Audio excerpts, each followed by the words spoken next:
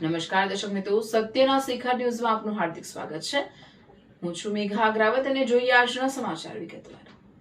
તુણા ગામમાં પાણીની હાડમારી। એક તરફ મુખ્ય માર્ગ પર પાણીનો બગાડ, બીજી તરફ ગ્રામજનો પાણીના ટીપે ટીપે તરસી રહ્યા છે। અંજાર તાલુકાના તુણા ગામમાં પાણીની વિકટ સમસ્યાએ હવે ચિંતાજનક સ્વરૂપ ધારણ કર્યું છે। છેલ્લા લાંબા સમયથી ગામના અમુક ફળિયા અને શેરીઓમાં પાણી પહોંચતું નથી, જેના કારણે ગ્રામજનો દૈનિક જરૂરિયાતો માટે વલખા મારી રહ્યા છે। સામાજિક કાર્યકર ખીમજી પરમાર દ્વારા આ બાબતે તલાટી કમ મંત્રી અને સ્થાનિક તંત્રને અનેકવાર રજૂઆતો કરવા છતાં પરિસ્થિતિ જેસે થેની સ્થિતિમાં હોવાનું સામે આવ્યું છે। પાણી માટે મહિનાઓનું રાહ। ગામના કેટલાક વિસ્તારોમાં છેલ્લા 1 મહિનાથી પાણી મળતું નથી, જ્યારે કેટલાક દુર્ભાગ્યપૂર્ણ ફળિયાઓમાં તો છેલ્લા 1 વર્ષથી પાણીની પાઇપલાઇન શોભાના ગાંઠિયા સમાન બની રહી છે।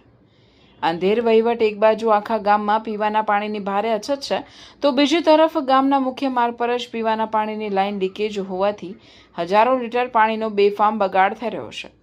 તંત્રની ઉદાસીનતા। ગ્રામજનો દ્વારા વારંવાર રજૂઆત કરવા છતાં વહીવટી તંત્ર દ્વારા પાણીના બગાડને રોકવા કે ગ્રામજનોને સુચારુ પાણી પુરવઠો પૂરો પાડવા માટે કોઈ નક્કર પગલાં લેવામાં આવ્યા નથી। સામાજિક કાર્યકર ખીમજી પરમારનું નિવેદન।